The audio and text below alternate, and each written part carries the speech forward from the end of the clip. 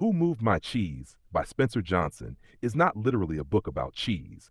It is a psychological and behavioral model for understanding adaptation to change. I'll break it into two parts, summary plus deep analysis. First, executive summary. The story takes place in a maze where four characters search for cheese. Sniff detects change early. Scurry moves quickly without overthinking. Hem resists change and clings to the past. Haw resists at first, then learns to adapt. The four find a large supply of cheese in a place called Station C. Over time, the mice remained alert. The humans became comfortable and dependent. Then one day, the cheese disappears. That is where the differences appear.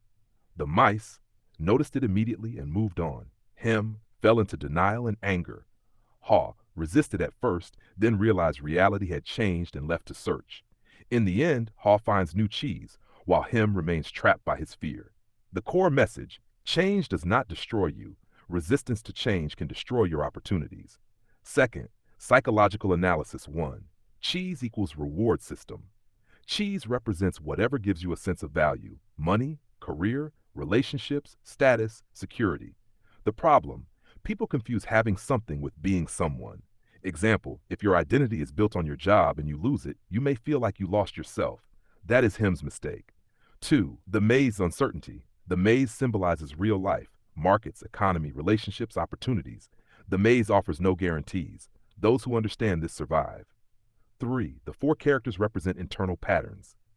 Sniff equals strategic intuition, reading signals before crisis. Scurry, fast execution. Movement matters more than overanalysis. Hemic, psychological rigidity. Fear plus denial's attachment. Hogs, mental evolution. Moving from resistance to adaptation.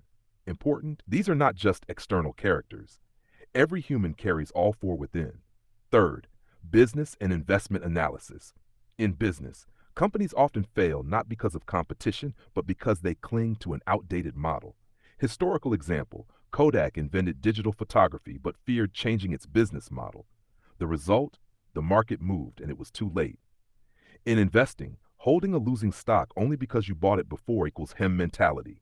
A good investor asks, if I did not own this asset today, would I buy it now? If the answer is no, why keep it? Fourth, philosophical analysis. The book speaks about an existential law. Stability is a temporary illusion. Everything moves: markets, relationships, health, status. Attachment to permanence creates suffering. This idea appears in many philosophies, including Stoicism and Buddhism.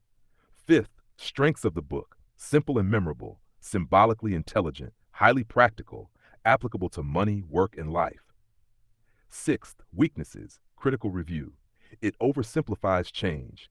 It does not discuss the real cost of change. It assumes movement is always better than staying. That is not always true. Sometimes, patience is better than movement. The correct principle: not every change deserves a response. Only the right change deserves the right action. Professional conclusion: the book teaches 3 laws. Watch change early. Do not cling to the past. Move before you are forced to move. The deeper conclusion: your real problem is not losing the cheese. It is believing the cheese was permanently yours.